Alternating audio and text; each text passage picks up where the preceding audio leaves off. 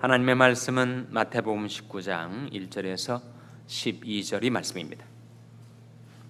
예수께서 이 말씀을 마치시고 갈릴리에서 떠나 요단강 건너 유대 지경에 이르시니 큰 무리가 족건을 예수께서 거기서 저희 땅을 고치도다.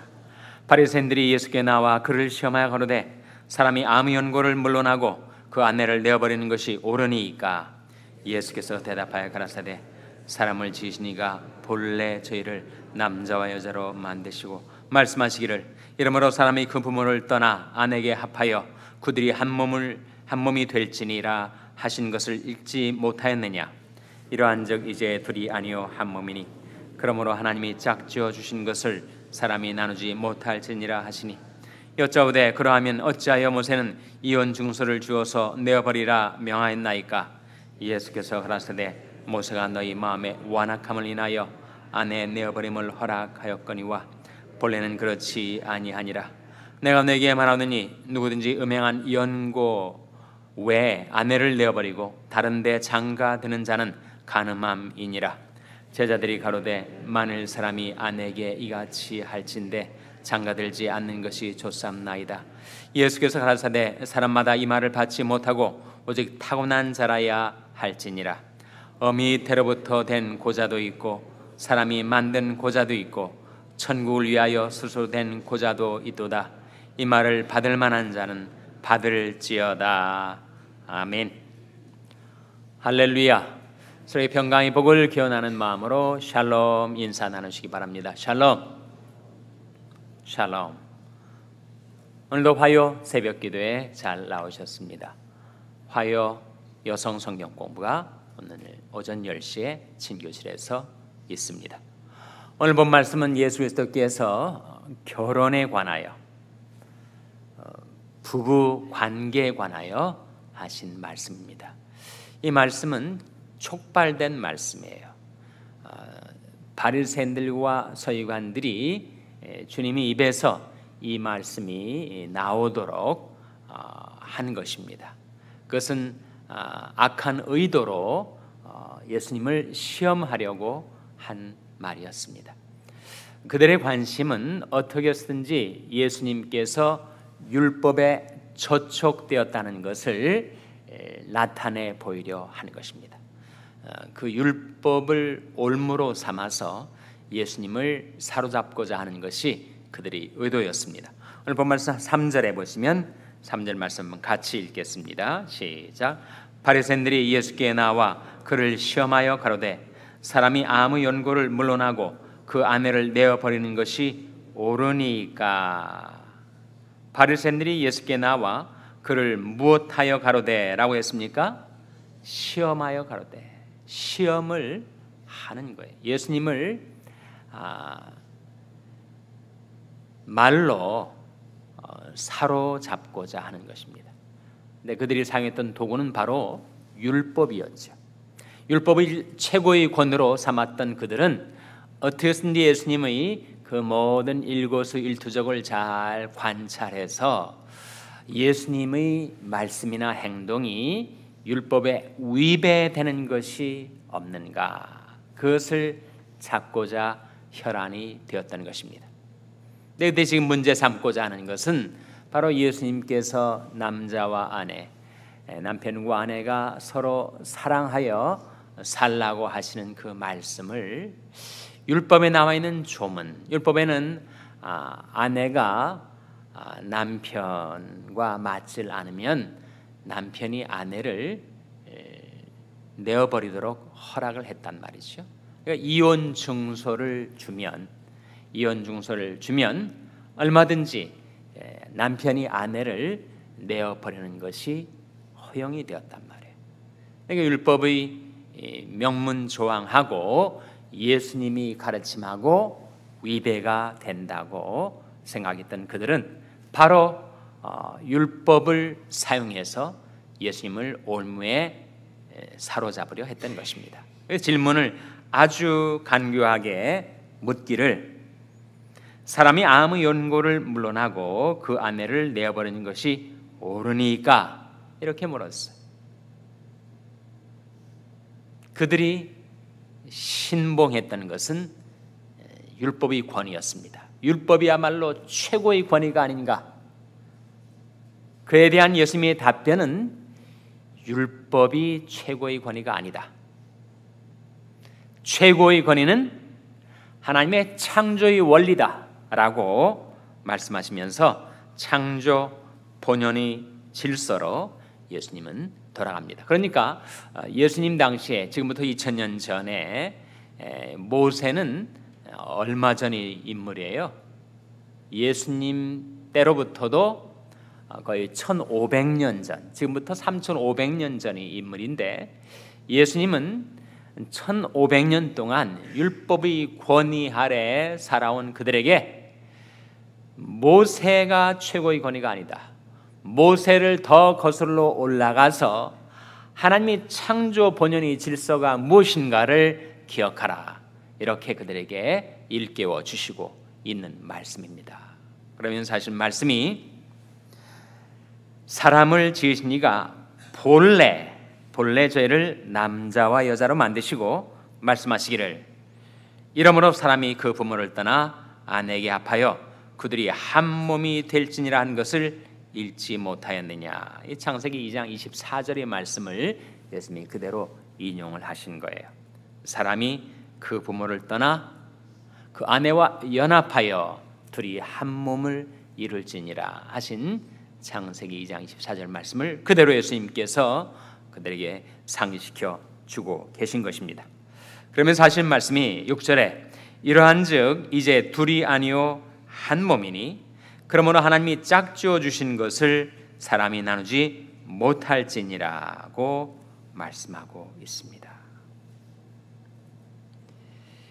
둘이 아니요 한 몸이다 라고 할 때 이 한 몸은 한 살이다, one flesh라는 뜻입니다. 그리고 그것은 마치 여기 종이 두 장이 있는데 그 두 장의 종이를 악교풀로 이렇게 붙여놨을 때 그것을 떼내려고 하면 둘 다 찢어지지 않는가. 결혼도 그러하다는 거죠. 하나님의 섭리 가운데서 남편과 아내가 한 부부가 되어서 마치 악교풀로 접착하듯이 둘이 한 살이 되었는데 이혼을 하게 되면 어떻게 되는가? 그것을 원상대로 두 장의 종이를 두 개의 장으로 분리해낼 수가 없다. 정말 악교풀로 붙여있는 종이를 찢으면 둘 다 찢어지지 않겠는가? 이혼은 경제적으로나 건강상으로나 정서적으로나 그 인생을 찢어놓는 불행한 사건이다.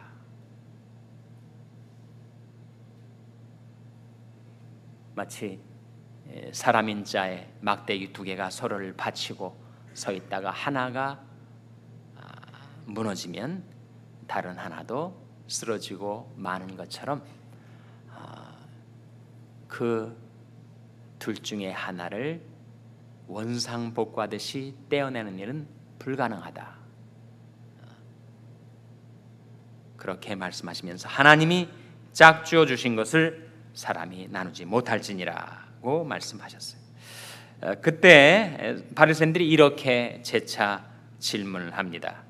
여쭤되 그러하면 어찌하여 모세는 이혼 증서를 주어서 내어버리라 명하였나이까?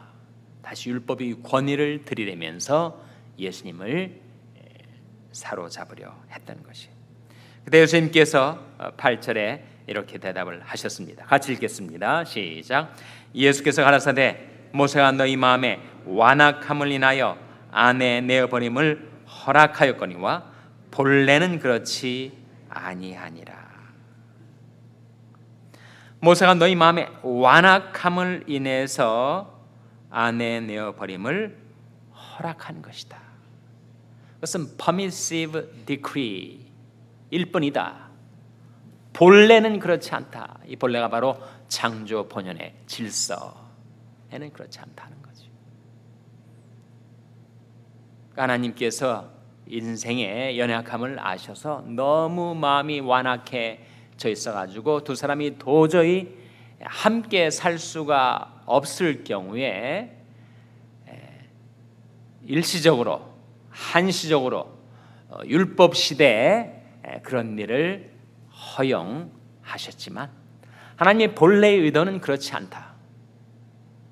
인간이 그런 완악함을 극복하고 남편과 아내가 하나 되어 사는 것이 원래 창조 본연의 질서다.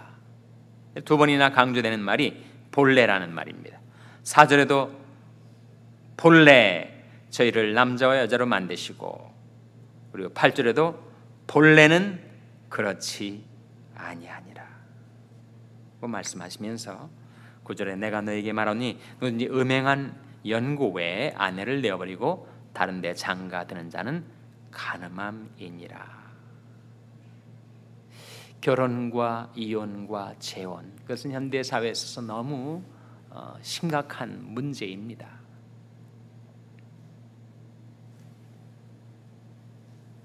내 성경에서 예수님 말씀에 이혼이 허락된 유일한 케이스, 그것은 바로 음행의 연고입니다. 그것 외에는 어떻게 해서든 남편이 문제든 아내의 문제든 그 문제를 극복하고 마음의 완악함을 회개해서 그 가정을, 그 결혼 관계를 지켜내는 것이 하나님의 뜻이다. 이 어려운 주제를 강단에서 짧은 시간에 다루기가 무척 어렵습니다. 큰 원리가 무엇인가를 예수님께서 여기서 말씀해 주시고 있습니다. 제자들이 가로되 만일 사람이 아내에게 이같이 할진대 장가들지 않는 것이 좋삼나이다. 이 제자들의 사고방식이 뭐예요? 그 당시의 극히 가부장적인 그 문화 속에서 그 가치관과 사고방식을 그대로 받아들인 것이죠. 그때 예수님께서 대답하시기를 사람마다 이 말을 받지 못하고 오직 타고난 자라야 할지니라 하시면서 고자에 관한 이야기를 하십니다. 12절 말씀 같이 읽겠습니다. 시작. 어미 태로부터 된 고자도 있고 사람이 만든 고자도 있고 천국을 위하여 스스로 된 고자도 있도다. 이 말을 받을 만한 자는 받을지어다. 고자가 뭐지? 고자가 여기서 의미하는 바는 독신으로 살 사람. 그러니까 태어나면서부터 고자가 되어서 결혼 생활을 할 수 없는 사람도 있고, 또 사람이 만들어서 어떤 연고로 그렇게 됐을지는 모르겠지만 사람이 만든 고자도 있고, 그리고 세 번째 어떤 고자도 있다고요? 천국을 위하여 스스로 된 고자도 있다. 이 세 번째 경우는 어떤 뜻일까요? 자기가 자원적으로 헌신해서 하나님 나라를 위하여 가정생활에 매지 않도록, 부부관계에 얽매이지 않도록 오로지 하나님을 위하여 헌신적으로 사랑하는 독신자들도 있다 하는 거죠. 그것은 하나님의 부르심과 은사를 따라 이루어지는 것입니다. 고린도전서 7장 7절 말씀 한번 보시기 바랍니다. 고린도전서 7장 7절 말씀. 사도 바울이 바로 이 세 번째 케이스의 고자인데 사도 바울이 이렇게 말합니다. 고린도전서 7장 7절은 신약성경 269면입니다. 신약성경 269면 고린도전서 7장 7절 말씀. 같이 읽겠습니다. 고린도전서 7장 7절 말씀 시작. 나는 모든 사람이 나와 같기를 원하노라. 그러나 각각 하나님께 받은 자기 은사가 있으니 하나는 이러하고 하나는 저러하니라. 나는 모든 사람이 나와 같기를 원하노라. 이 나와 같기가 뭐예요? 바로 바울처럼 결혼하지 않고 부부관계 속에 있지 않고 독신으로 혼자서 하나님 나라를 위하여 복음 전파를 위하여 살아가는 그런 경우란 말입니다. 그래서 바울은 내심 모든 사람이 자기와 같이 오로지 천국을 위해서 스스로 고자된 자처럼 살기를 원하지만, 그러나 중요한 것은 하나님의 은사다. 그러나 각각 하나님께 받은 자기 은사가 있으니 하나는 이러하고 하나는 저러하니라. 이 은사는 아주 포괄적인 의미에서의 은사를 말하는데, 결혼해서 살아야 할 그런 사람이 꼭 있고 독신으로 살아가야 할 사람도 있다. 그리고 그것은 정말 하나님의 은사로서 그 은사를 따라 사는 사람은 실제로 그렇게 살 수가 있다. 가톨릭에서 그것을 인위적으로 모든 성직자들을 독신 생활로 묶고 놓아서 정말 인간에는 죄성이 그 제도적인 제약을 넘쳐나서 성적으로 불행한 일들이 많이 벌어지는 거죠. 그래서 하나님의 은사로 되는 것을 인간적인 제도로 묶거든이 그 성욕이 범람하면 그것을 통제할 수가 없는 상태에 이르게 된다는 거죠. 그러니까 하나님의 부르심과 하나님의 은사를 따라 천국을 위하여 독신 생활을 해나갈 사람들이 있다. 바울 자기가 그러한 경우인데, 모든 사람이 정말 그렇게 살기를 원하지만, 오로지 하나님을 위하여 복음을 위하여 살기를 원하지만, 그러나 그것은 인간 뜻대로 또는 제도적으로 되는 것이 아니고 그것은 부르심을 따라 되는 것이기 때문에 결혼 생활을 꼭 해야 할 사람들이 있고 또 독신 생활을 해야 할 사람들이 각각 있는 것이다. 그렇게 말씀해주고 있습니다. 하나님께서는 우리들에게 이렇게 말씀하십니다. 우리가 독신으로 살든지, 정말 결혼 생활을 하다가 자기 배우자를 먼저 하늘나라로 떠나보내고 독신으로 사는 사람들도 있지 않습니까? 독신으로 사는 사람이든 결혼 생활을 하는 사람이든 하나님의 궁극적인 의도, 그것은 바로 호세아서 2장 19절 20절에 나옵니다. 한번 찾아보시기 바랍니다. 호세아서 2장 19절 20절 말씀은 구약성경 1258면입니다. 구약성경 1258면. 호세아서 2장 19절 20절 말씀 우리 찾아서 같이 읽겠습니다. 구약성경 1258면 호세아서 2장 19절 20절 말씀 같이 읽겠습니다. 시작. 내가 내게 장가들어 영원히 살되 의와 공변됨과 은총과 긍휼이 여김으로 내게 장가들며 진실함으로 내게 장가들리니 내가 여호와를 알리라. 이것이 하나님의 궁극적인 의도이라 하는 거예요. 내가 내게 장가들어 영원히 살겠다. 내가 너와 더불어 영원히 살겠다. 이 세상 내가 죽을 때까지도 너와 함께 살고 죽은 다음에 영원한 천국에 가서도 내가 영원토록 너와 함께 살겠다. 내게 장가를 들 텐데 5가지로 장가를 들겠다. 5가지가 뭐예요? 의와 공변됨, 은총과 긍휼이 여김, 그리고 진실함입니다. 남편과 아내가 더불어 살다 보면 서로를 닮아가게 되죠.